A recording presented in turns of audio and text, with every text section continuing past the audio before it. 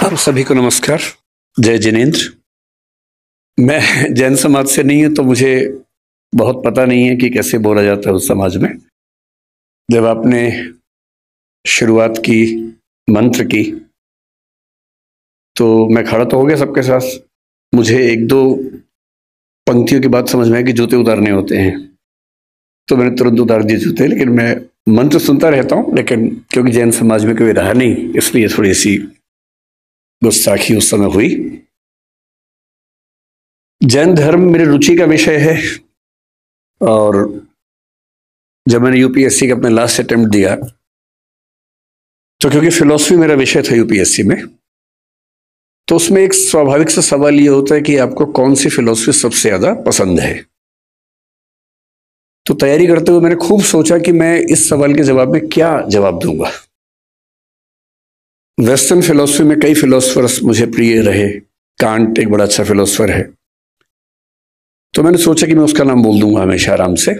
पर फिर सोचा कि अगर पूछेंगे कि इंडियन फिलोसफी में क्या सबसे ज्यादा पसंद है, तो मैंने सारी फिलोसफी ध्यान से देखा कि जिस पर मैं तसल्ली के साथ, कन्विक्शन के साथ बात कर सकूं। और अंत में मैंने उत्तर तैयार किया कि पूछेंगे तो बोलूंगा जैन दर्शन। और ये मैं इसलिए नहीं कह रहा कि आज मैं जैन समाज के बीच में हूं, ये मेरा बड़ा ऑब्जेक्टिव आंसर था। ये अलग बात है कि वहां सवाल पूछा ही नहीं गया तो बात हुई ही नहीं। लेकिन लेकिन मेरे पास उस तैयारी के दौरान कई सवालों के जवाब आए कि मैंने ये क्यों ऐसा सोचा, मैंने ऐसा क्यों कहने की कोशिश की। मैं उस पर आऊंगा थोड़ी देर में, लेकिन उससे पहले मैं धन्यवाद करना चाहूंगा जीतो समूह को, जीतो फैमिली को। और जैसा मुझे बार बार कहा जा रहा है कि पहली बार आपका हॉल भरा है, शायद आपको लग रहा है कि मेरी वजह से भरा। मुझे लगता है हॉल इतना अच्छा है कि इसके लालच में ही सब लोग आए होंगे, जो भी वजह रही है। तो शुक्रिया कि आपने इतना सम्मान मुझे दिया, मुझे बुलाया। किस टॉपिक पर बात करनी है इसमें दुविधा थी। मैं क्योंकि अध्यापक हूं, मेरा रोजगार ही बोलना है, बोलता ही हूं। और अक्सर जो मैं क्लास लेता हूँ वो करीब 7 से 8 घंटे की होती है, उसमें कोई ब्रेक भी नहीं होता है। तो जब उन्होंने कहा कि सर 1 घंटा बोलना होगा, पानी वानी पी लीजिए, तो मैं उन्हें कहना चाह रहा था कि 1 घंटा तो हमारे ट्राई बॉल खेलने की तरह है।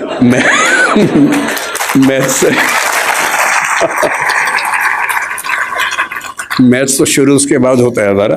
तो मेरी चुनौती ये नहीं होती कि मैं 1 घंटा क्या बोलूं, चुनौती ये होती कि 1 घंटे में कैसे खत्म करूं। और दूसरा, हम लोग इतना फोकस्ड हैं अपने पढ़ने पढ़ाने के प्रोसेस में कि जब मुझसे कोई कहते हैं कि आप किसी भी विषय में बोल दीजिए, तो मैं कुछ भी नहीं सोच पाता हूं कि मैं क्या बोलूं। तो मैंने इनसे बहुत निवेदन किया उस दिन। मैंने कहा आप मुझे कोई टॉपिक दे दीजिए, कुछ भी दे दीजिए, जो टॉपिक आपका मन करे, किसी विषय का दे दीजिए, पर दे दीजिए मुझे कोई टॉपिक। तो बोले सर आप क्या क्या बोल सकते हैं। मैंने कहा आप बताइए ना। मैंने कहा आप जैनिज्म पर बात करना चाहें तो मैं जैन फिलोसफी पर आपसे 2, 3, 4 घंटे बात कर सकता हूं, क्योंकि वो मेरा बड़ा प्रिय विषय है।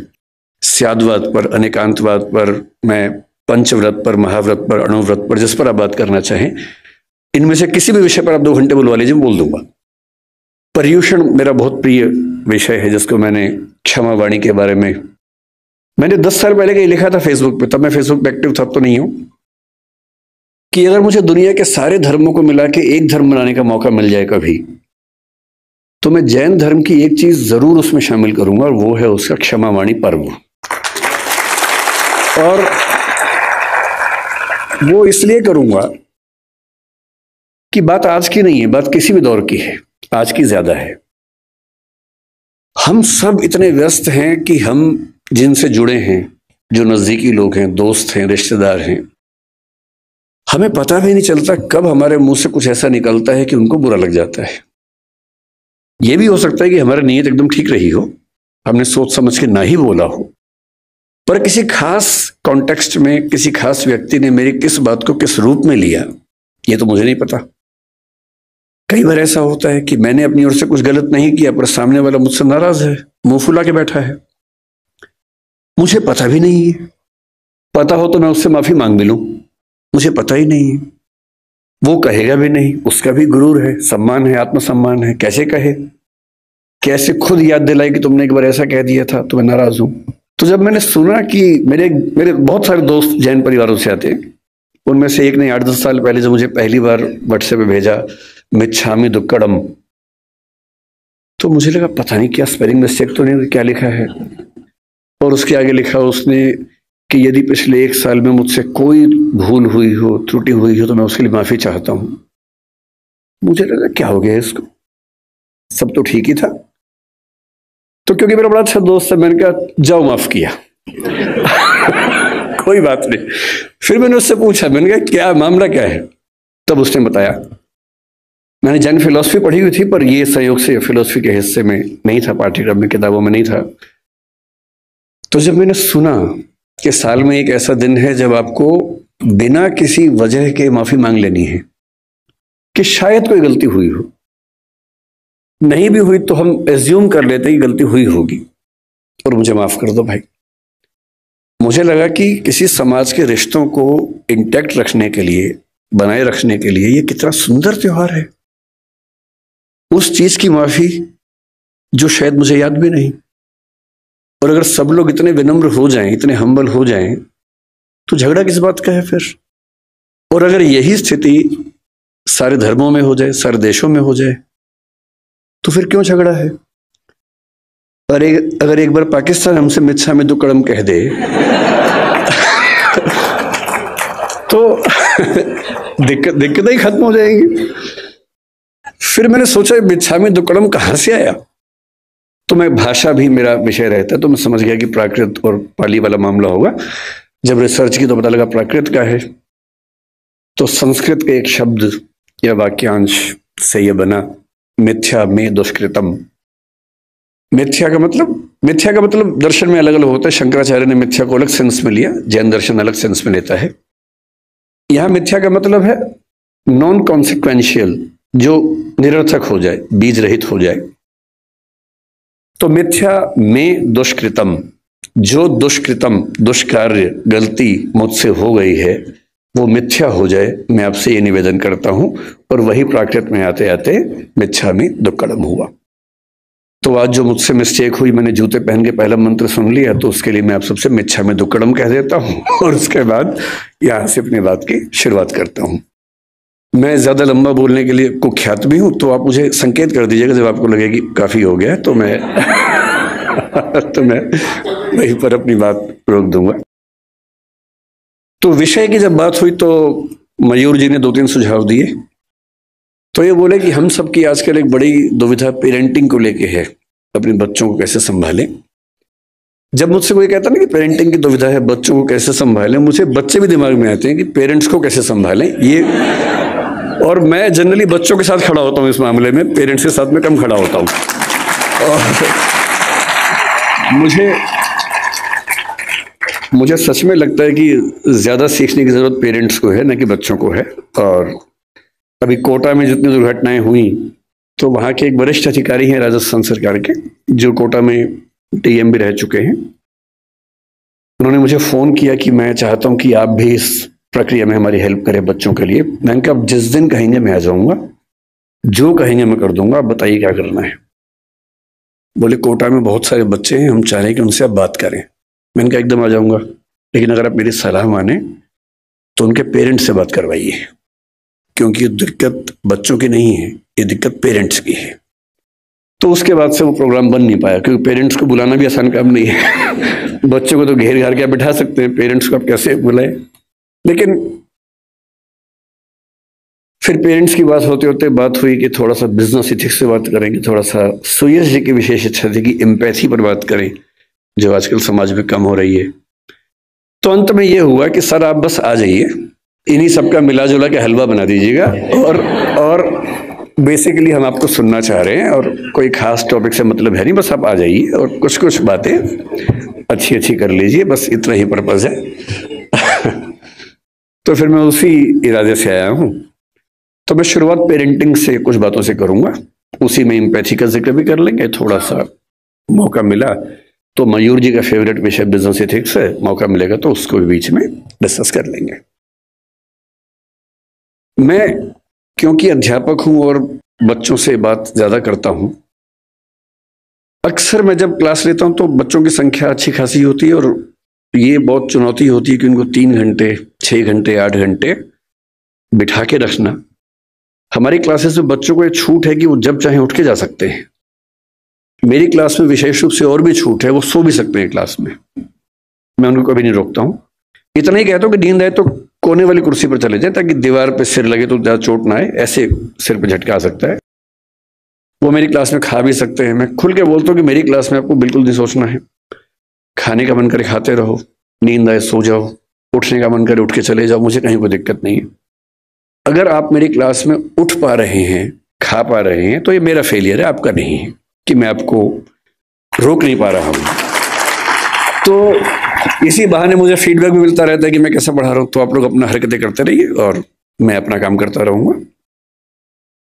तो बहुत जरूरी होता है कि उन बच्चों को बहुत शुष्क तरीके से ना बताया जाए, थोड़ा रोचक तरीके से बात की जाए। रोचक तरीके से बात करने का एक ही तरीका है कि आप उनको कहानियों के माध्यम से बताएं, एग्जाम्पल्स के माध्यम से बताएं, एनेक्डोट्स इनको हम कहते हैं, घटनाओं के माध्यम से बताएं। और जैसे ही हम घटनाएं सुनते हैं, कहानियां सुनते हैं अपने आसपास की, तो हमें किसी चीज का महत्व और कॉन्सेप्ट दोनों समझ में आते हैं। मैं जहां से ये बात करना शुरू करना चाहता हूं वो ये है कि पेरेंटिंग के नजरिए से हमारा समय दुनिया के इतिहास का सबसे मुश्किल समय है। पेरेंटिंग हमेशा मुश्किल रही है। मेरी राय में इस दुनिया का सबसे मुश्किल काम माँ होना है, बाकी सारे काम आसान हैं। माँ बन के अपने बच्चे को पालना इतना मुश्किल काम है। मतलब बाप लोग जाते हैं, बिजनेस करते हैं, पैसा कमाते हैं, सब कुछ करते हैं, बड़ी बात है, वो भी छोटी बात तो नहीं है। लेकिन उससे ज्यादा मुश्किल है एक छोटे बच्चे के साथ 24 घंटे गुजारना, बिना क्रोधित हुए गुजारना, उसकी हर तरह की जिद, हर तरह की छटपटाहट, बेचैनी को झेलते हुए गुजारना, अपने जो करियर हो सकता था उसको दांव पे लगा के उसकी जिंदगी को संवारना। एक छोटा बच्चा एक स्टार्टअप जैसा होता है, क्योंकि जैन समुदाय है इसलिए मैं ऐसी भाषा ज्यादा बोल रहा हूं। एक स्टार्टअप जैसा है। आप उस पर 15, 17, 18 साल इन्वेस्ट करेंगे, बहुत सारी पूंजी खर्च करेंगे, समय खर्च करेंगे, तो जाके उसकी वैल्यूएशन बनती है। और नहीं तो जैसे स्टार्टअप फेल होते हैं, 1000 में से एक आदि पास होता है, बहुत सारे स्टार्टअप फेल होते हैं। तो ये परवरिश की दुनिया में भी होता ही है। जब मैंने कुछ घटनाओं की खोज की कि आजकल के चैलेंजेस क्या हैं, तो मैं घटनाएं पढ़ के बहुत घबरा सा गया। फिर मैंने कारणों की खोज की। मैंने देखा कि पिछले केवल 6 महीने की अगर मैं बात करूं या 2-3 साल की बात करूं, तो ये घटना कि किसी पेरेंट ने अपने बच्चे को मार ही दिया, किसी भी दौर की तुलना में ज्यादा हो रही है। फिलिसाइड एक शब्द होता है साइकोलॉजी में। फिलिसाइड का मतलब है अपने बच्चे को मार देना। फिलिसाइड जिस गति से हमारे समाज में इस समय है, उतना किसी दौर में नहीं था। आज के अखबार में खबर मैंने पढ़ी, परसों की खबर है। कर्नाटक का एक जिला है, उत्तरी कन्नड़ बोलते हैं उसको। एक मां अपने बच्चे से इतनी परेशान हो गई, 6 साल का बच्चा था, ठीक से सुन नहीं सकता था, ठीक से बोल नहीं सकता था, कि अंत में उसने क्या किया, परसों एक नदी में जहां बहुत सारे मगरमच्छ थे, अपने बच्चे को फेंक दिया। और जब खबर मिली प्रशासन को, प्रशासन गए, तब तक बच्चे का मतलब जो डर था वो हो चुका था, उसकी मौत हो गई थी। तो मैं सोच रहा था कि इतनी क्या बेचैनी हो गई होगी, ऐसा क्या हो गया होगा। फिर मुझे ध्यान है कि आज से करीब 4 महीने पहले गोवा और बेंगलोर के बीच का एक केस बड़ा प्रसिद्ध हुआ था। एक महिला जो एक एआई स्टार्टअप की फाउंडर थी, सीईओ थी, उसने अपने 4 साल के बच्चे को मार दिया, ऐसा आरोप है, और वो अभी जेल में है। हम सोचते हैं कि हमारे देश में ही हो रहा, नहीं, दुनिया भर में हो रहा है। न्यू जर्सी का एक केस पिछले 20 दिन से काफी पॉपुलर हो गया है। 3 साल पहले एक फादर न्यू जर्सी अमेरिका में था, 6 साल का बेटा है, थोड़ा मोटा है, अच्छा, पेरेंट होना बड़ा मुश्किल काम है, क्योंकि आप बचपन में खुद प्रतिस्पर्धाओं में लगे रहते हैं और पेरेंट बन के एक नए किस्म का कंपटीशन हो जाता है। इसका बच्चा पढ़ने में मेरे बच्चे से ज्यादा अच्छा कैसे हो गया, उसका बच्चा दिखने में मुझसे मेरे बच्चे से अच्छा कैसे हो गया। एक अजीब सी प्रतिस्पर्धा जिंदगी भर चलती रहती है। इसलिए पेरेंट होने में बहुत पेशेंस चाहिए, क्योंकि आपका बच्चा वैसा होगा नहीं जैसा आप चाहते हैं। हम सब डिजाइनर बेबी चाहते हैं, ऐसा बच्चा लंबा इतना हो, सुंदर इतना हो, इतना स्मार्ट हो, पढ़ने में तो ऐसा हो कि सबको पीछे कर दे, समझदारी में तो अलग ही लेवल का हो, उसके बाद भी आज्ञाकारी इतना हो कि हमेशा पैर ही छूता रहे। ऐसा कॉम्बो है नहीं दुनिया में कहीं भी, और ऐसे कॉम्बो आप भी नहीं थे अपने पेरेंट्स के सामने। जब आप नहीं थे अपने पेरेंट्स के सामने, तो आप कैसे उम्मीद कर सकते हैं कि आपके बच्चे वैसे कॉम्बो बनेंगे? नहीं बन सकते। तो आपका बच्चा शायद पढ़ने में अच्छा होगा लेकिन थोड़ा मोटा होगा, पढ़ने में खराब है लेकिन दिखने में सुंदर है, दिखने में सुंदर हो गया, पढ़ने में भी अच्छा हो गया, पर बदतमीज है। कहीं ना कहीं तो मामला फंसेगा ही। और जब तक मामला घर के अंदर है मैनेज हो जाता है, जब बाहर जाने लगता तो बड़ा पेशेंस चाहिए। लोग मजाक बनाएंगे आपके बच्चे का, 10 लोग आपके सामने चिढ़ा के बोलेंगे तुम्हारा बच्चा जो है ना देखने में भद्दा लगता है। आपका खून जल जाता है उस समय, अहिंसा का विचार हट जाता है उस समय। मन करता है कि अभी तो हिंसा हो ही जाए, बाद में अहिंसा देख लेंगे, ऐसा मन में आता है। स्वाभाविक सी बात है, सबके मन में आता है। तो उस आदमी के साथ जो हुआ न्यू जर्सी में, उसका बच्चा थोड़ा सा मोटा था। बहुत लोगों के बच्चे मोटे होते हैं, अमीर समाजों में ज्यादा है, अमेरिका में ओबेसिटी ज्यादा है, यूरोप में ज्यादा है। मेरा ख्याल है कि भारतीय समाज में जैन परिवारों में दिक्कत थोड़ी ज्यादा होगी, क्योंकि जैन समाज भारत का सबसे अमीर समाज है, तो ये खतरा ज्यादा है। सीधी सी बात है, खतरा ज्यादा है, क्योंकि जहां एफ्लुएंस ज्यादा है, पैसा ज्यादा है, सुविधाएं ज्यादा हैं, वहां ये खतरा ज्यादा है। सिंपल सी बात है। तो वो पेरेंट ऐसा था, बाप, एक दिन उसको शायद किसी ने कह दिया होगा तुम्हारा बेटा बहुत मोटा है, उसे गुस्सा आ गया। 6 साल का बेटा, उसने बेटे को पकड़ा कि चलो जिम चलो मेरे साथ। बेटे ने कहा पापा क्यों ले जा रहे हो, लेकिन उस समय उसको बचाने वाली माँ घर में नहीं थी, तो बाप घसीटता वो ले गया जिम उसको, और ट्रेडमिल चलाया कि चलो दौड़ो इस पे। ट्रेडमिल तेज कर दिया, बच्चा पूरी ताकत से दौड़ रहा है लेकिन नहीं दौड़ पा रहा, धम से गिरा नीचे। बाप ने 2 झापड़ मारे, फिर चढ़ाया ट्रेडमिल के ऊपर। 5-6 बार वो गिरा, और ऐसा गिरा कि उसकी मौत हो गई। और अब 3 साल बाद इस घटना के, लगभग 3 साल हो गए इस बात को, अब केस शुरू हुआ, उसके फादर जेल में हैं। 30 साल की सजा का प्रस्ताव दिया गया सरकार की ओर से, क्योंकि वहां प्ली बार्गेनिंग होती है कि इतनी सजा ले लो तो केस नहीं चलाएंगे, नहीं तो केस चलाएंगे। तो उसने कहा कि मैं सजा नहीं मानूंगा, तो केस चल रहा है, बाप जेल में। ये घटनाएं इतनी मात्रा में पहले नहीं सुनी जाती थी।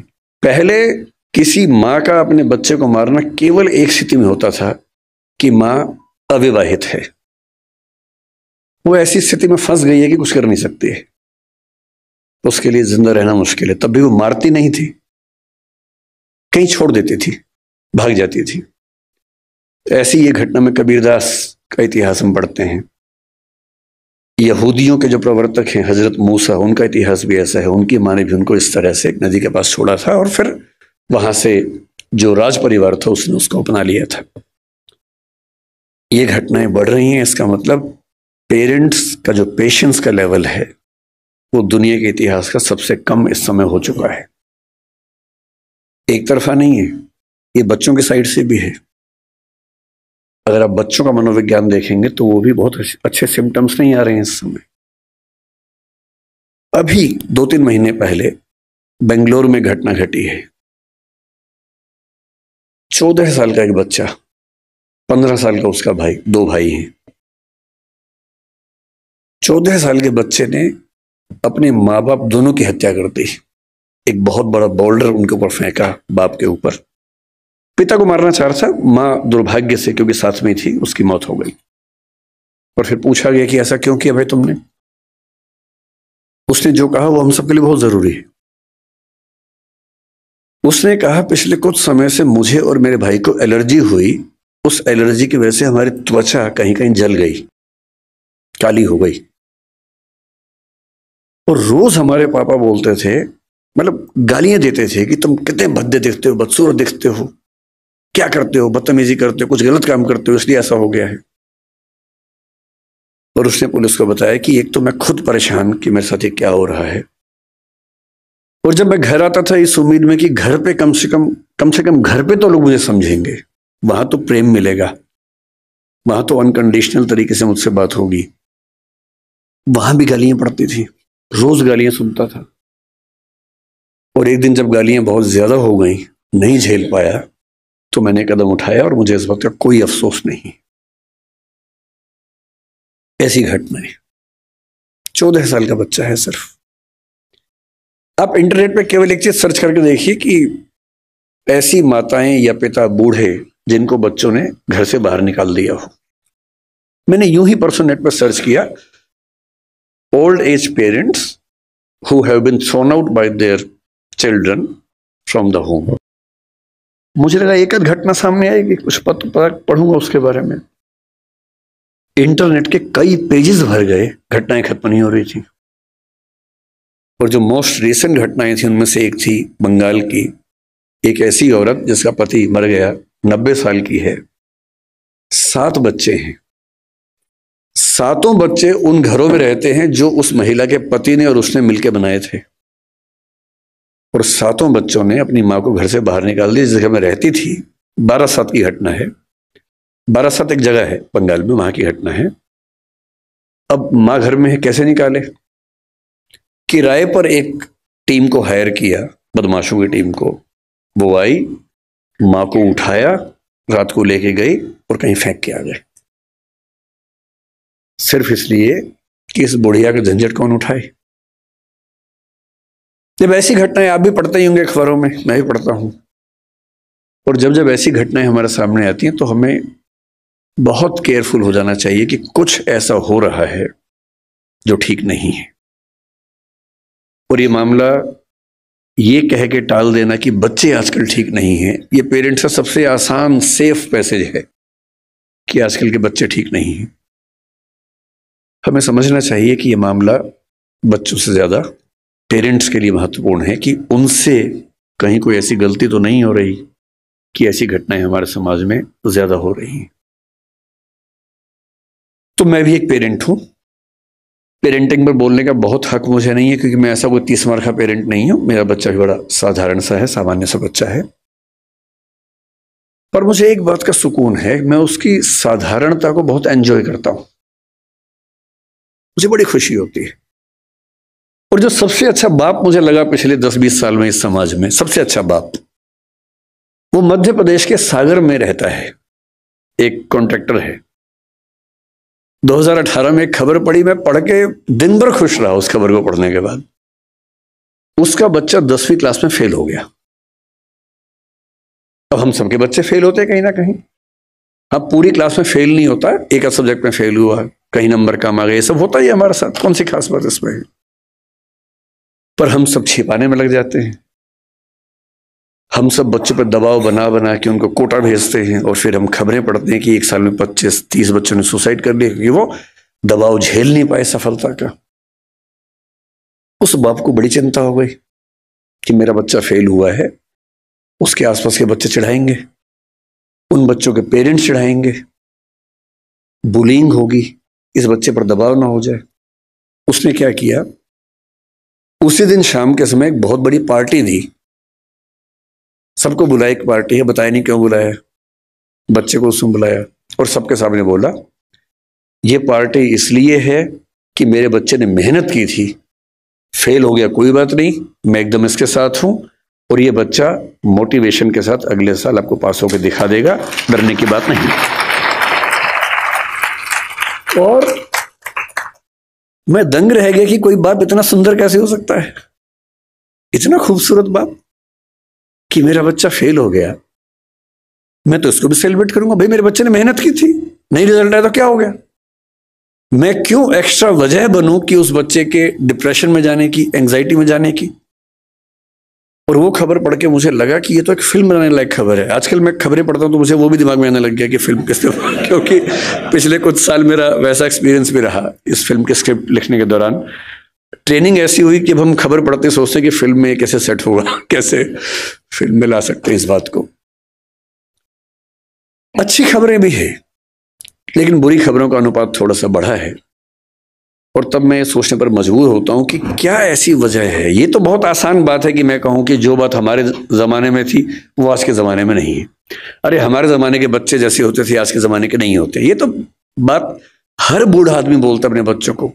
आपके पेरेंट्स आपको बोलते थे, आप अपने बच्चों को बोलते होंगे, तो सामान्य बात है। लेकिन हमारी नई पीढ़ी सचमुच एक ऐसे दौर में है जो मानवता के इतिहास में आज तक नहीं आया है, और इसको हम जितना जल्दी समझ लेंगे उतना अच्छा रहेगा। हम जब बच्चे थे, हम स्कूल जाते थे, स्कूल में कुछ गड़बड़ हो भी गई तो स्कूल में बात खत्म हो जाती थी। बहुत हुआ तो पेरेंट्स के पास चिट्ठी आती थी, फिर घर में पिटाई होती थी, उतना ही मामला था। थोड़ा स्कूल में पिटे, थोड़ा घर में पिटे, मामला खत्म, बात खत्म हो गई। स्कूल में आपने कुछ गलती कर दी, 4 लोगों ने चिढ़ाया, थोड़ी बुलिंग हुई, सब लोग हंसे, आपके 2 आंसू निकले, ठीक है, बात खत्म हो गई। उसके बाद आप पर इम्पैक्ट किसका था? टीचर का था, पेरेंट्स का था, स्कूल के दोस्तों का था, गली के दोस्तों का था। इतनी दुनिया हमारी होती थी। हम खूब खेलते थे स्कूल के बाद, स्वाभाविक था, कुछ और था ही नहीं खेलने के लिए। हम क्या करते? खेलते ही थे। कभी क्रिकेट खेला, फुटबॉल खेला, कंचे खेले, गुल्ली डंडा खेला, सब कुछ खेला। पर खेला, घर से बाहर निकले, खेले हम लोग। जब मेरा स्कूल खत्म हो रहा था उस समय वीडियो गेम्स आनी शुरू हो गई थी। मारियो नाम की एक वीडियो गेम आई थी जिसका मैं बाद में चैंपियन बन गया था। मैंने ठीक ठाक उसमें अभ्यास किया था, और उसके लिए खेलने के लिए स्पेशल जगह जाना होता था। एक वीडियो गेम शॉप होती थी, घर से पैसे चुराने होते थे या मांगने होते थे, क्योंकि वहां पैसे लगते थे। पैसे इतने कहां से आएंगे? फिर आप वहां खेलेंगे, दीवानों की तरह खेलते रहेंगे। वो शुरू हुआ था।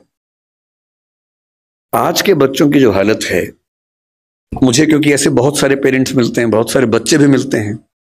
कई बच्चे मेरे पास आके जब अकेले में बात करते हैं तो कुछ ऐसी बातें बोलते हैं जो पेरेंट्स हमें नहीं बोल सकते हैं। मुझे उनके पेरेंट्स पे तरस आता है। जो घटना मैं आज तक नहीं भूल पाया, मुझे एक बच्ची ने आज से 15 साल पहले आके क्या कहा, लगभग रोते हुए, कि मैं आईपीएस बनना चाहती हूँ। मैंने कहा ठीक है, तो उसमें रोने क्या बात है? आईपीएस तो खुश होकर बनो, रो के क्यों बनना है? तो उसने कहा आईपीएस इसलिए बनना है कि आज से कुछ साल पहले गांव में मेरा गैंग रेप हुआ था। अभी मामला सीरियस हो गया, मैं चुप हो गया। मैंने पूछा फिर आपके पेरेंट्स ने क्या एक्शन लिया? पुलिस में रिपोर्ट किया नहीं की? उसने कहा नहीं, पुलिस तो बात की बात है। मेरे जीवन की सबसे बड़ी दुविधा यह है कि मैं अपने पेरेंट्स को बता नहीं सकती, क्योंकि वो मुझ पर भरोसा नहीं करेंगे, मेरी ही गलती निकालेंगे। तो मैंने कहा तुमने बताया नहीं पेरेंट्स को? बोले नहीं, ना बताया है, ना बता पाऊंगी, आज तक किसी को नहीं बताया है। रोज घुटती हूं अंदर ही अंदर। आज पहली बार आपको बता रही हूं। और आईपीएस इसलिए बनना है कि जो मेरे साथ हुआ किसी और के साथ ना हो। और मैं तब से सोचता हूं कि वो कितने अभागे और मूर्ख पेरेंट्स होंगे जो अपने बच्चे से ये बात नहीं कर सकते। आपका बच्चा गैंग रेप का शिकार हो गया और उसमें इतनी हिम्मत है कि उस चीज को झेल गया, आपको नहीं बता पा रहा, क्योंकि उसको आप पर इतना भी भरोसा नहीं है कि आप उसकी बात सुन पाएंगे। जितने रेप हमारे समाज में होते हैं उनमें से 95% घर के अंदर होते हैं। घर के मेंबर्स या दूर के रिश्तेदार या आस पड़ोस के लोग करते हैं। और उनमें से शायद 10% से ऊपर की खबर किसी को लगती नहीं है। क्यों नहीं लगती है? क्योंकि जब जब कोई बच्ची अपने पेरेंट्स को बोलती है कि ऐसा हुआ है, पेरेंट्स कहते हैं कि नहीं, तूने गलती की होगी, या छुपा दे, दबा दे बात को, चुप रहे, दूर रहा कर उनसे। हिम्मत नहीं करते कि हिसाब बराबर करें, अपनी बेटी का हक मांगे उस आदमी से, इतनी हिम्मत नहीं करते हैं। ऐसे बुज़दिल समाज में क्या होगा? डिप्रेशन नहीं होगा, एंजाइटी नहीं होगी तो क्या होगा? और उस लड़की की बात सुन के मैं हिल गया था ये अलग बात है कि उस लड़की ने बहुत मेहनत की, बाद में आईपीएस बन भी गई। उसके बाद वो क्या कितना कर पाई मुझे नहीं पता, पर मेरा ख्याल है कि जिस जिस जिले में वो रहती होगी, कम से कम उस जिले की लड़कियां और बेटियां महफूज रहती होंगी। लेकिन वो तो एक अलग बात है, उसने क्या किया अलग बात है। एज पेरेंट्स हम क्या कर रहे हैं ये अलग बात है। और जो मैं अब बताने वाला हूं वो तो और घबराने वाली बात है। आज का समाज, आज की स्थितियां कैसी हैं। हमारे बच्चों की सबसे बड़ी उपलब्धि भी, सबसे बड़ी चिंता भी ये है कि वो इंटरनेट के दौर के पैदाइशी बच्चे हैं। हमारी जनरेशन वो है जिसने सारे चेंजेस को देखा। हम लोग दुनिया के सबसे रोचक जनरेशन के लोग हैं, जो मेरी जैसी उम्र के लोग हैं, 40-50। मैं 50 का हूं, आप तो 40-30 के लग रहे हैं देखने में। तो मतलब जो 40-50-55 की उम्र के लोग हैं, इतनी इंटरेस्टिंग जनरेशन इस दुनिया के इतिहास में कोई नहीं है जितनी हमारी है। हम जब पैदा हुए तो टेलीविजन आने वाला था। टेलीविजन हमारे दौर में 1975 में पैदा हुआ भारत में। टेलीविजन से लेकर फिर कलर टीवी, फिर वीसीआर, वीसीपी, वहां से होते होते फोन जिसमें घुमा घुमा के फोन करना पड़ता था, फिर थोड़े अच्छे फोन होने लगे, वायरलेस होने लगे। मोबाइल फोन पहली बार जिसमें इनकमिंग आउटगोइंग 16 रुपए पर मिनट हुआ करती थी।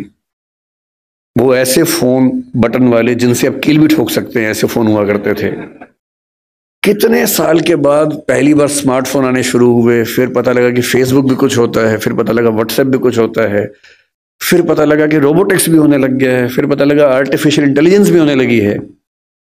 और आज हम उस बिंदु पर आ चुके हैं, मुश्किल से 2 साल की बात है, मशीनें अंतिम रूप से इंसान को हराने वाली हैं, हर मामले में हराने वाली हैं।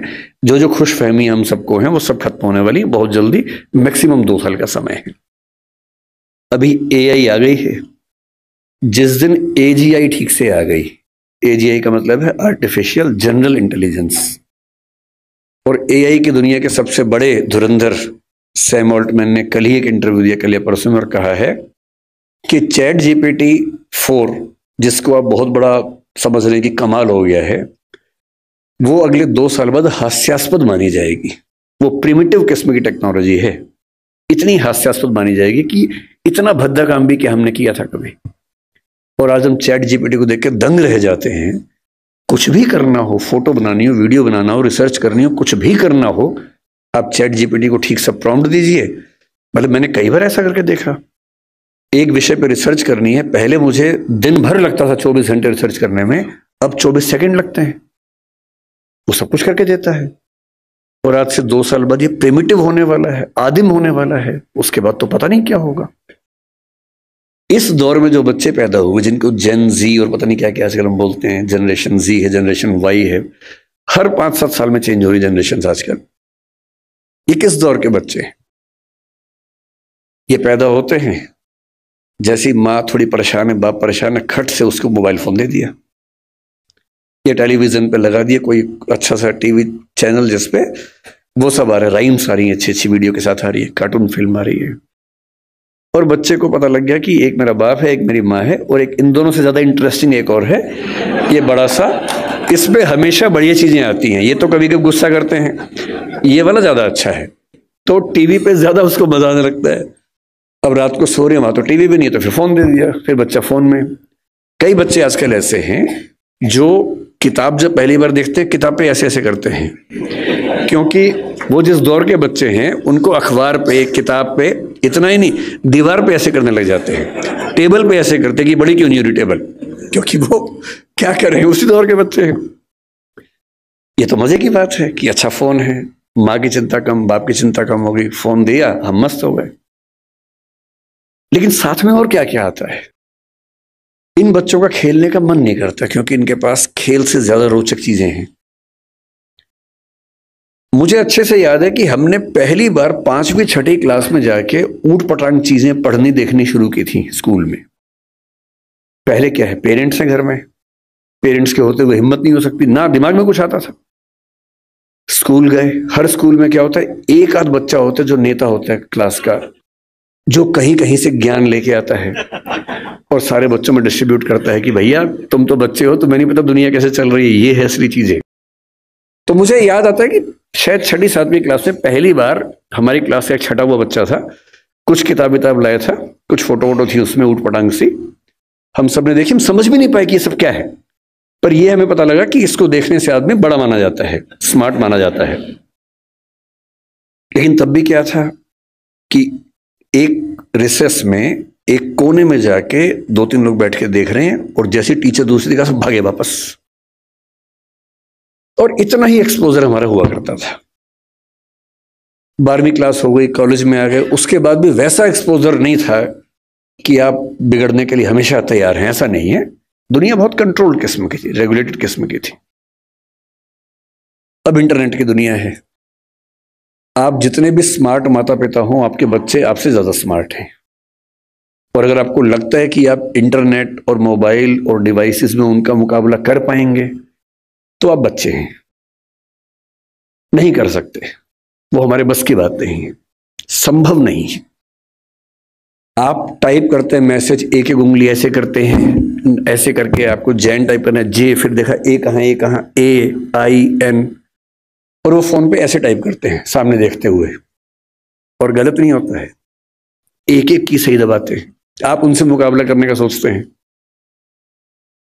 आपको प्लेटफॉर्म पता भी नहीं होंगे, वो उन प्लेटफॉर्म पे जाते हैं। 5 साल का बच्चा जब स्कूल जाने लगता है, उसी समय उसको पता लग जाता है कि क्या चीजें दुनिया में है, जो पहले पता लगती थी 15 के आसपास की उम्र में, 13 के आसपास की उम्र में। फोन आपने उसको दे ही रखा है ताकि हमें परेशान कम करे, फिर वो फोन में पहली बार सर्च करता है कुछ, अभी उसको ये नहीं पता कि सर्च हिस्ट्री डिलीट कर सकते हैं, तो बाप पकड़ लेता है, पिटता है बच्चा, फिर उसका स्कूल का फ्रेंड बताता है कि नहीं, इनकॉग्निटो जाना है। अगली बार से बच्चा स्मार्ट हो गया है, 6 साल का बच्चा स्मार्ट है, इनकॉग्निटो में वो सब देख रहा है जो आप नहीं चाह रहे थे, और जो आप देख रहे थे लेकिन आप नहीं चाह रहे थे कि वो देखे। बच्चा है, छोटा बच्चा है, उसका एक्सपोजर का लेवल सोच के देखिए। ये हंसी मजाक में मैं कह रहा हूं, लेकिन बात की गंभीरता को देखना है। 6, 7, 8 साल के बच्चों का वो एक्सपोजर लेवल है जो पहले 14, 15, 16 की उम्र में होता था। मेडिकल साइंस इस बात को मान चुकी है। मैं जितनी बातें कोट कर रहा हूं, मैं हवा में कोट नहीं कर रहा हूं, मेडिकल साइंस की रिसर्चेस के बेस पे कोट कर रहा हूं। आपको आश्चर्य होगा, आज से 1 महीने पहले एक रिपोर्ट आई है, लगभग पूरी दुनिया में प्यूबर्टी की एज 1 साल कम हो गई है, जिसको टीनेज बोलते हैं कि 13 साल की उम्र में टीनेज आती है, बच्चियों को मासिक धर्म शुरू होता है। दुनिया भर में उसकी एज 1 साल कम हो गई है, और ये ऐसे नहीं हो गई है, ये एक्सपोजर से होती है। लड़के भी जल्दी मैच्योर हो रहे हैं। जो हरकतें 15, 16, 18 में ठीक लगती हैं, किसी बच्चे के मन में भाव आने चाहिए, 8, 9, 10 में वैसी बातें हो रही हैं। ये तो फिर भी छोटी बात है, इसके बाद जो होता है तो बच्चे ही, एक्सपोजर बहुत बड़ा मिल गया है। जब वो नेट पे जाते हैं तो नेट पे जो पिशाच बैठे हुए हैं दुनिया भर में, जो साइबर ठग हैं, जो साइबर क्रिमिनल्स हैं, वो इसी ताक में है कि बच्चे मिल जाएं। उनको पता है कि बच्चे का मनोविज्ञान क्या है, वो हैकर्स हैं, वो हैक कर लेंगे कि उस बच्चे ने क्या क्या सर्च किया है, उसकी पूरी कुंडली खोल लेंगे कि बच्चे का इस समय मन कहां अटका हुआ है। अगर 9, 10, 11, 12 साल का कोई लड़का है जो कुछ ऐसे वीडियोस देख रहा था या इमेजेस देख रहा था, उसमें भी देख रहे हैं कि कैसी रेस, व्हाइट रेस उसको पसंद है कि इंडियन तरह के लोग पसंद हैं, फिर उनकी तरफ से उसी रेस का वैसा ही सुंदर दिखने वाला व्यक्ति, फीमेल, और यदि कोई बच्ची है तो वह मेल, उससे इंटरेक्शन शुरू करेगा, उससे बातचीत होने लगेगी, धीरे धीरे उसको वो उलझाएगा अपनी बातों में। वो बच्चा तो माँ बाप से छुप के कर रहा है सब, माँ बाप को पता ही नहीं है, और फिर वो उस बच्चे को प्रलोभन बहुत बड़े बड़े मिलेंगे। आपको ये सब नहीं पता है तो पता होना चाहिए, बहुत बड़े रैकेट चल रहे हैं इस समय दुनिया में।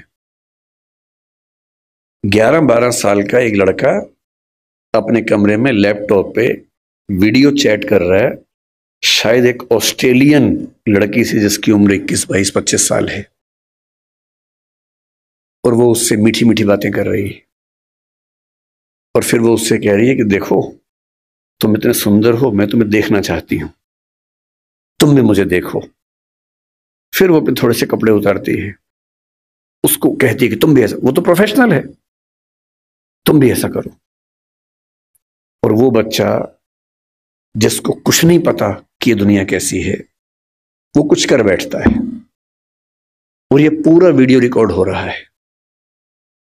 और जैसी ऐसी चीज होती है, उसके बाद खट से मैसेज आता है कि अगर 2 घंटे में इस अकाउंट में $500 जमा नहीं किए तो ये वीडियो क्लिप तुम्हारे पापा मम्मी, तुम्हारा इंस्टा अकाउंट मेरे पास है, इंस्टा अकाउंट में जितने तुम्हारे फ्रेंड्स हैं उन सबके पास चला जाएगा, सबके ईमेल आईडी मेरे पास है।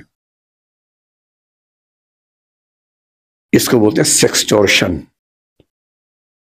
और ये इस समय टीनेजर्स की दुनिया की सबसे बड़ी क्राइसिस है। बड़ी बात नहीं है कि हम में से किसी का बच्चा झेल चुका हो, बड़ी बात तब होगी जब उसने आपको बताया हो। और अगर आपको नहीं बताया है और आप इस खुशफहमी में कि ऐसा हमारे बच्चे को हो ही नहीं सकता, तो फिर कह रहा हूं कि हम इस बात से अनजान हैं कि हम किस स्थिति में हैं। अपने बच्चों से बात करना शुरू कर दीजिए। पहली बात तो ऐसा ना हो, और हो जाए तो आपसे बात कर ले। कई बच्चे झेल नहीं पाते, पैसा होता नहीं है, पैसा होता तो देते हैं। और $500 का मामला नहीं है, वो पहली बार का मामला है, उसके बाद फिर उतना मामला है, अगली बार फिर उतना मामला है। और ये ध्यान रखना है कि किसी बच्चे के साथ ये करने के लिए वीडियो रिकॉर्डिंग की जरूरत भी नहीं है। हम एआई के जमाने में हैं, डीप फेक से कुछ भी हो सकता है। किसी आर्टिफिशियल इंटेलिजेंस जो फोटोग्राफी बेस्ड ऐप है, सिर्फ इतना उसको कहना है कि ये फोटो है, सिंपल फोटो, स्कूल की फोटो, पासपोर्ट साइज फोटो, उसको देनी है और कहना है कि इस फोटो को एक ऐसी फोटो में तब्दील कर दो कि ब्लैकमेल किया जा सके। किसी के साथ भी हो सकता है। बस कल को कभी हम में से किसी का बच्चा हमसे ये कहे कि देखो पापा, देखो मम्मी, ये फोटो मेरी लग रही है पर मेरी है नहीं, तो उसको मारना पीटना नहीं है, भरोसा कर लेना है कि ऐसा हो सकता है। तकनीक इस लेवल पे है। और एक और टेक्नोलॉजी जो भी पब्लिक डोमेन में नहीं आई है, कभी भी आ सकती है लेकिन बन चुकी है। वो क्या करती है, एक फोटो देनी है और प्रॉम्प्ट देना है कि इस फोटो के बेस पे वीडियो बनाओ, और वीडियो में ये होना चाहिए। आप जो चाहेंगे वीडियो बन जाएगा, आपका ही बन जाएगा। आप वो नहीं है। और आप क्या, इस दुनिया के बड़े बड़े टेक्निकल एक्सपर्ट्स नहीं बता पाएंगे कि ये वीडियो नकली है। इसको डीप फेक कहते हैं आजकल, डीप फेक। हमारे आपके बच्चे इस खतरे से गुजर रहे हैं,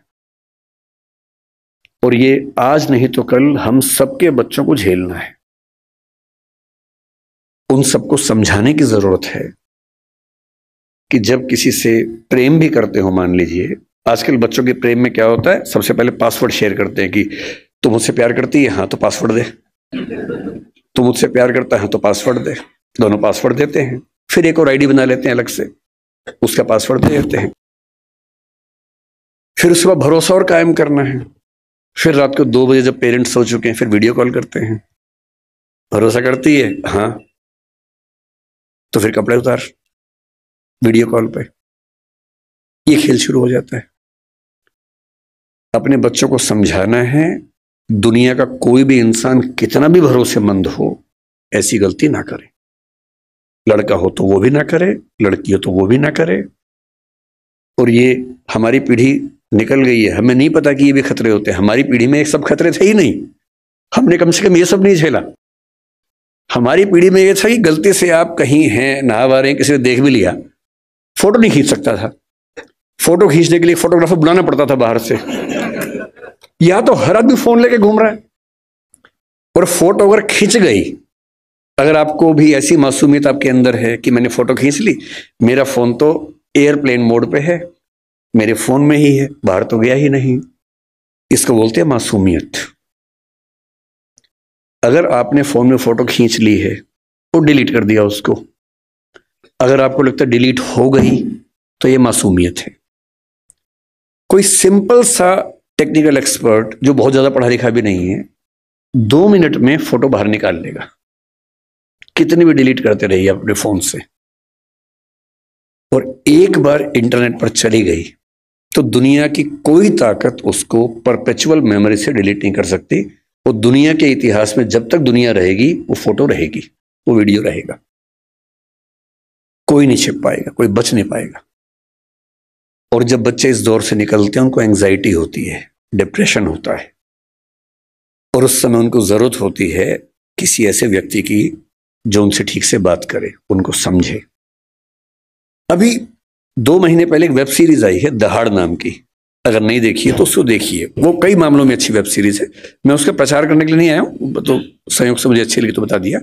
जो मैं कहना चाह रहा हूं उसमें क्या है, उसमें एक पुलिस का एसएचओ है, एसएचओ है या डीएसपी है शायद, एक अधिकारी है पुलिस का।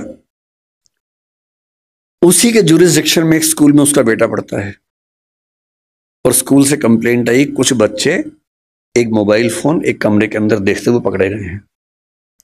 वो मोबाइल फोन वही है जिसको उसका बाप ढूंढ रहा है किसी क्राइम की इन्वेस्टिगेशन के लिए, वो नंबर ट्रेस कर रहे थे, वही नंबर है। तो बाप और पुलिस की पूरी टीम भागी है, और प्रिंसिपल ने कहा कि वो बच्चे इस कमरे के अंदर हैं। अंदर गया तो उसका अपना बच्चा ही है। वो बच्चा क्रिमिनल नहीं है, वो तो गलती से फोन उसके पास आ गया, वो वाला जो फोन क्रिमिनल का था उसके पास आ गया। और तब वो पुलिस वाला देखता है कि उसका बच्चा और उसके 3-4 दोस्त वो सब वीडियोस देख रहे हैं जो 9-10 साल के बच्चे को नहीं देखने चाहिए थे। लेकिन उसके बाद सबसे इंटरेस्टिंग बात क्या है, घर जाके वो पुलिस ऑफिसर अपने बच्चे के साथ बैठता है, और कम से कम 2-3 मिनट का सीन है। किसी फिल्म या वेब सीरीज में 2-3 मिनट का मतलब बहुत बड़ी बात होती है। जब हम फिल्म लिखते हैं तो हमारा टारगेट होता है कि कोई भी सीन 1 मिनट से ऊपर का नहीं होना चाहिए किसी भी हाल में, वरना लोग बोर हो जाते हैं। मैक्सिमम 1 मिनट होता है। 2-2.5 मिनट तक एक थीम पर बात चल रही है, इसका मतलब डायरेक्टर चाह रहा है कि यह बात ठीक से पहुंचे। और बाप अपने बेटे को सिखा रहा है कि बेटा ये चीजें इस रूप में नहीं होनी चाहिए, इस रूप में होनी चाहिए, सही उम्र में होनी चाहिए। और तुम जो वीडियो देख रहे थे उसमें लड़की को ऑब्जेक्ट की तरह इस्तेमाल किया जा रहा था। लड़कियां ऑब्जेक्ट नहीं होती हैं, इंसान होती हैं। तुम्हारी माँ, तुम्हारी बहन भी लड़की है। ध्यान रखना, जिससे प्रेम करो, जिससे शादी करो, वैसा ही सलूक करना जो चाहते हो कि तुम्हारी बहन के साथ भी हो। ये होती है बाप की जिम्मेदारी, ये होती है माँ की जिम्मेदारी कि जब बच्चे उस रास्ते पर जाए तो उनको थोड़ा समझाए कि क्या करने की जरूरत है। इस दौर में पहली बार ऐसा हो रहा है कि ड्रग्स इतने आसानी से उपलब्ध हैं जो किसी और दौर में उपलब्ध नहीं थे।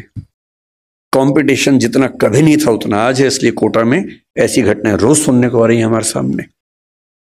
ग्लोबलाइजेशन ऐसा है कि कम से कम आपकी कम्युनिटी में, क्योंकि आपकी कम्युनिटी एक रिच कम्युनिटी है, जनरली आपके बच्चे देश से बाहर यात्रा करेंगे ही करेंगे, ग्लोबल बिजनेस बनाएंगे, कोई ऐसा बिजनेस बनाएंगे जो कई देशों में चलता हो, तो उनको आना जाना पड़ेगा ही पड़ेगा। एक ऐसी पीढ़ी जो ग्लोबल विलेज से कनेक्टेड है, इंटरनेट से कनेक्टेड है, एआई की दुनिया में है, उसके ऊपर जितने खतरे हैं उतने कभी नहीं थे। इसलिए पहली बात जो मैं कहना चाह रहा था वो ये है कि थोड़ा सा मुस्तैद हो जाने की जरूरत हम सबको है। बच्चों पे आरोप लगाना सबसे आसान काम है, तू है ही ऐसा, तू है ही वैसा। सही तरीका यह है कि हम समझे कि हमारी क्या जिम्मेदारी बनती है। मेरा तरीका यह है कि किसी विषय पर बात करने से पहले एकदम बेसिक बात से हम शुरू करें। जैसे मुझसे लोग कहते हैं कि भाई पेरेंट के तौर पे हमें क्या करना चाहिए, क्या नहीं करना चाहिए। तो मैं सबसे पहले बोलता हूं कि मैं कोई खास पेरेंट नहीं हूं, तो आप मुझे कोई 30 मार खाना समझे। मैं बहुत सामान्य किस्म का पेरेंट हूं, तो उतना ही बताऊंगा जो मैंने अनुभव से सीखा है, फेलियर से सीखा है। जिस मामले में मैं अपने बच्चे को नहीं समझा पाया, अब समझ में आया कि हाँ ऐसे होता तो और अच्छा होता, तो मैं उस अनुभव की बात कर सकता हूं। सबसे पहला सवाल अपने आप से यह पूछना है कि हम अपने बच्चों से चाहते क्या है, पर्पस क्या है हमारा। अगर पर्पस स्पष्ट है तो तरीके सारे मिल जाएंगे, अगर पर्पस स्पष्ट नहीं तो तरीके नहीं मिलेंगे। मैं अपने बच्चे को किस रूप में देखना चाहता हूं, अगर ये क्लैरिटी है तो सारे रास्ते क्लियर है। तो मैंने अपने आप से पूछा कि मैं अपने बच्चे की जिंदगी में क्या चाहता हूं।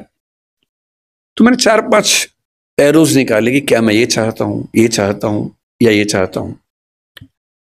एक चीज मैंने सोची कि मैं अपने बच्चे को सफल होते हुए देखना चाहता हूं, सक्सेसफुल। टाइम हो गया? ठीक है ठीक है, आप जितना कहेंगे। 10 मिनट आप जितना। ये छुप के बोल रहे 10 मिनट, तो मैंने खुल के बोल दिया। तो मेरे सामने 3-4 चीजें हैं कि मैं चाहता हूं कि मेरा बच्चा सक्सेसफुल हो। सब चाहते हैं, आप भी चाहते ही होंगे। सक्सेस का मतलब है खूब पैसा हो, पावर हो, प्रसिद्धि हो, सामाजिक रसूख हो। फिर मैंने सोचा कि नहीं, मैं ये चाहता हूं कि मेरा बच्चा कायदे का इंसान बने, उसमें एम्पैथी हो, पेरेंट से, परिवार से, दोस्तों से, समाज से अच्छा संबंध हो, कमिटमेंट्स पूरी करता हो। फिर मुझे लगा ठीक है कमिटमेंट्स, लेकिन मैं चाहता हूं कि मेरा बच्चा इतना मजबूत हो, स्मार्ट हो कि किसी भी चैलेंज को झेल सकता हो, घबराए नहीं। फिर लगा नहीं, मैं ये चाहता हूं कि मेरा बच्चा फिजिकली, मेंटली, इमोशनली फिट रहे, स्वस्थ रहे। फिर मुझे लगा कि सब कुछ हो तो कितना अच्छा है, लेकिन तभी समझ में आया कि सब कुछ तो मेरे पास भी नहीं है, तो मैं कैसे उम्मीद करूं कि बच्चों में हो जाएगा। तब मैंने अंत में एक चीज लिखी कि एज ए पेरेंट मेरी सबसे पहली और आखिरी इच्छा ये होनी चाहिए कि मेरा बच्चा खुश रहे जीवन में। इससे बड़ी क्या इच्छा हो सकती है? आप कहेंगे कि हाँ, सक्सेसफुल हो और खुश रहे, ठीक तो है, पर मैं ये कह रहा हूं कि कभी कभी ऐसा हो सकता है कि सक्सेसफुल होकर दुखी रहे, और जैसी सक्सेस आप चाह रहे थे वैसी न मिलने के बाद भी खुश रहे। और अगर मुझे दोनों में से एक को चुनना हो कि सक्सेसफुल और दुखी, या कम सक्सेसफुल लेकिन खुश, तो एज ए पेरेंट मेरा पहला भाव क्या होना चाहिए? कि वो खुश रहे। क्योंकि मैंने तो ऐसे आईएएस आईपीएस अधिकारियों को देखा है जिन्होंने आत्महत्याएं कर ली हैं, उनसे बड़ा सफल कौन होगा? मैंने ऐसे बड़े बड़े टाइकून्स को देखा है बिजनेस की दुनिया के, जो खुश नहीं है, जिनसे बात करो तो लगभग रोते रहते हैं रात दिन, लेकिन टाइकून्स हैं, बहुत अमीर लोग हैं। तो मैं ऐसा क्यों चाहूं कि मेरा बच्चा ऐसा हो? तो मैंने एक पिरामिड बनाया जो शायद आपके काम का भी हो। मैं एकदम क्लियर हूं, मैं अपने बच्चे से हमेशा ये बात करता हूं कि भैया मुझे सबसे पहले ये चाहिए कि तुम खुश रहो, बाकी सब सेकेंडरी है। उसके साथ हो जाए तो अच्छा है, नहीं तो मुझे तुम्हारी खुशी से मतलब है, बाकी सब बातें बात की। खुशी कैसे आएगी? खुशी इस बात से आएगी कि मैं उसके ऊपर अपनी इच्छाएं थोपूं नहीं, समझाऊं, परसुएट करूं। अगर मुझे लगता है कि वो गलत रास्ते में, तो मैं समझाऊं कि बेटा ये रास्ता गलत है, रीजन बताऊं, डिस्क्राइब करूं, उसे सही रास्ते पर लाऊं, समझ जाएगा। क्यों नहीं समझेगा बच्चा? पर मैं अपनी जिद में उसके ऊपर उसका करियर इंपोज करूं, नहीं तुम्हें यही करना होगा, तुम्हें इससे ही शादी करनी होगी, तुम्हें ऐसे ही जीवन जीना होगा। तो मैं ऐसे कई लोगों को जानता हूं जो बहुत सफल हैं और अपने माता पिता से, स्पेशली अपने पिता से नफरत करते हैं। नफरत बहुत भारी शब्द है, लेकिन वो नफरत ही करते हैं। वो कहते हैं कि मेरे पिता ने मुझे जबरदस्ती ये विषय दिलवाया, इंजीनियरिंग करवा दी, मेरी इच्छा नहीं थी। मेरे पापा ने मुझे जबरदस्ती आईएएस का एग्जाम दिलवाया, मेरी इच्छा एकदम नहीं थी, मेरी इच्छा सिंगर बनने की थी। क्योंकि मैं पढ़ने में ठीक था, मैं बन भी गया सिविल सर्वेंट। मैं सिविल सर्वेंट हूं, मैं नौकरी कर रहा हूं ठीक से, पर मुझे मजा नहीं आता है, मैं रोज दुखी होता हूं। और आज भी मेरे पिताजी मुझे कहते हैं, उसने कहा कि मेरे पिताजी मुझे रोज धमकी देते थे कि अगर ये काम नहीं किया तो मैं सुसाइड कर लूंगा, ये कर दो वरना मैं ये कर दूंगा, ये कर दो वरना मैं वो कर दूंगा। और हमारा पूरा परिवार उनके खौफ में जिंदगी जीता रहा। हम सब सफल हैं उनके दबाव की वजह से। पर 3 दिन पहले मेरे पापा ने, फिर ये बात 10 साल पहले की कर रहा हूं मैं, 3 दिन पहले मेरे पापा ने मुझे फोन किया मेरी शादी के लिए। अब मुझे मारपीट के सिविल सर्वेंट बना दिया है, जो मेरा मन नहीं था। आप कह रहे हैं बेटा लड़की फाइनल कर दी है, इससे शादी करनी है, और मैं किसी को जवान दे चुका था। मैंने कहा पापा मेरी किसी से बात हो गई है। बोले बेटा आत्महत्या कर लूंगा। और उसने कहा कि आज मेरे मन में पहली बार आया कि बोलूं कि कर लो, मैं रोज करूं इससे अच्छा आप एक बार कर लो। मैं 15 साल से कर रहा हूं, एक बार आप भी कर ही लो पापा। अगर इतना इंपोज करके आपने सफल बना भी दिया तो अपने प्रति जो नफरत पैदा कर लेंगे वो ज्यादा भारी पड़ेगी। इसलिए बच्चे की खुशी का मतलब है ऑटोनॉमी, उसकी इच्छा का सम्मान। हाँ, जहां वो गलत है समझाइए, परसुएट कीजिए, कन्विंस कीजिए, दबाव नहीं। जिसकी जिंदगी में एक मिशन हो, अपने मन का काम हो और ठीक ठाक से रिश्ते हो, दो चार, एक दो बढ़िया दोस्त हो, परिवार ऐसा हो कि जहां आके उसको मजा आता हो, शाम को घर आते हुए अच्छा लगे, ये नहीं कि अब रात गुजारने के लिए जाना ही होगा। उससे सुखी जीवन किसी का नहीं है। और इसलिए मेरा तो उसूल ये है कि दबाव डालकर अपने बच्चे से कुछ भी ना करवाना है, ना सोचना है। उसके बाद सारी बातें आती हैं। नंबर 2 पर मैं चाहता हूं कि मेरा बच्चा एक कायदे का इंसान बने, उसमें एम्पैथी हो, माँ बाप के संघर्षों को समझता हो, समाज को समझता हो, परिवार का महत्व समझे। इतना ही नहीं, आप तो जैन समाज से, और मैं भी कई मामलों में मन से बहुत नजदीक हूं। मैं सिर्फ शाकाहारी होने के नाते नहीं, मैं उसी तरह का व्यक्ति हूं जो आपके समाज में ज्यादा होते होंगे। अगर मैं बैठा हूं और कोई मच्छर वहां उड़ रहा है या चींटी गिर गई है तो मैं उसको उठा के बाहर छोड़ के आता हूं कि मर ना जाए, वो मेरी वजह से ना मरे कम से कम। तो मेरा स्वभाव वैसा है।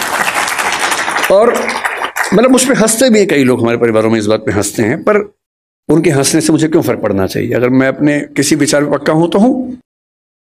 मैं चाहता हूं कि मेरा बच्चा एक एक प्राणी के प्रति लिबरल हो, एम्पैथेटिक हो। और मैंने पाया कि इसका एक बड़ा अच्छा तरीका है। हमने अपने घर में एक पेट पाला कुछ समय पहले, अभी उसकी कुछ दिन पहले मृत्यु हो गई। और मैंने पाया कि एक पेट के होने मात्र से घर के सब लोग ज्यादा संवेदनशील हो गए, उसके प्रति नहीं, सबके प्रति हो गए। उसको दर्द होता है तो हमें सबका दर्द समझ में आने लगा। इतना फर्क पड़ता है सिर्फ इस बात से कि आपने उसकी एम्पैथी के लिए ऐसी सिचुएशंस क्रिएट की या नहीं की।